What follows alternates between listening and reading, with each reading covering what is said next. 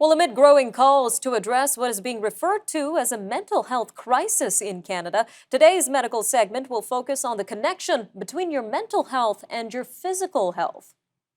Now, according to the Canadian Mental Health Association, there are multiple correlations between mental health and chronic physical conditions, which can significantly impact a person's quality of life. Now, this in turn could add more strain on our already struggling healthcare system. Well, joining us now to give us more insight into this in our weekly medical segment is Dr. Abhishek Raut, Medical Director at Apple Tree Medical Group. Dr. Raut, welcome back. Great to be here, Nima. Now, we often talk about how diet, drinking, and a lack of exercise can impact your physical health, but how does the way you think impact your body? Just how powerful is this brain-body connection, Dr. Raut? Well, it's an extremely powerful brain-body connection. What we do know is people living with mental illness will face a range of physical symptoms as a result of the illness, but also as a consequence of treatment as well. So mental illnesses can alter hormonal balances, sleep cycles, and many psychiatric medications have also side effects from weight gain to irregular heart rhythms. So the way people experience their mental illness can really increase their susceptibility for developing poor physical health. Think about the impact of social and cognitive function, giving you decreased energy levels, which can then impact the way you adopt healthy behaviors. People can then lack motivation to take care of their health. They can adopt unhealthy eating and sleeping habits, smoking or substance abuses as well.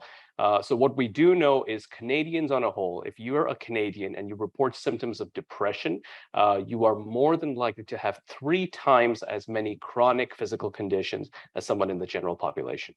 All right, Dr. Raut. And what kind of physical illnesses are directly connected to mental illnesses as well? Right. So I think it's surprising to people when we see the list of conditions that can affect you when you have a mental health illness. For an example, just using Canadian data alone, what we do know is if you have depression, you're about 1.6 times more likely to get things like diabetes, heart disease, and even 3 times more likely to have a stroke overall. And we see this with other mental health diagnoses as well, much higher percentages of COPD and cancers such as breast, colon, and lung cancer. Some very concerning information there, Dr. Raut. Now, what about just everyday stress? What sort of impact could that have on your physical health? Right. So the longer the stress can last, the worse it is really for your mind and body. Chronic stress can cause a lot of changes in your body from things like overeating or bad habits, but also with high demands of a job. The low decision-making latitude is associated with things like increased coronary artery disease, for example. Increased stress also can cause issues such as lack of social support, which again is implicated in a host of mental issues there.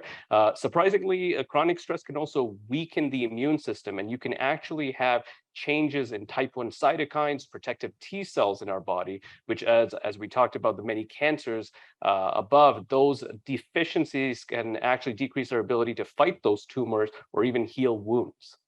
Wow, Dr. Raut, lots of interesting information there. Now, something to consider is that advocates are saying we're in a mental health crisis here in Canada, but at the same time, we're experiencing a healthcare staffing shortage. So, have you been seeing a rise in patients needing treatment for physical illnesses that are connected to mental health?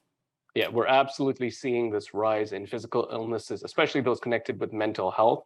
Many of our patients who have mental health issues are presenting with the significant issues like diabetes and stroke, and not to mention chronic joint pains and chronic fatigue in our healthcare system. And how do you see this impacting the healthcare system overall? But well, it's very apparent the system's been under a lot of pressure. Some might argue this pressure has been there far before the pandemic. But to put on top of that, the pandemic, RSV, influenza, long COVID, and now these increased physical illnesses, I think we're playing a difficult game of Jenga right now. Oh, definitely. Now, a quick 45 seconds left here, Dr. Rao, but what are some simple steps that everyday Canadians can take to better address their mental health? Right. So I think it's definitely hard to prioritize mental health on a daily basis. And like we discussed, it's incredibly important to do so, though. So taking that time to relax every day, whether it's meditation or yoga, something to do without alcohol and without screens, without looking at your phone, is probably the most practical activity you can do on a daily basis, even if it's for about 10 minutes. Always helpful advice, Dr. Rao. Thank you again for your time today. Thanks so much for having me.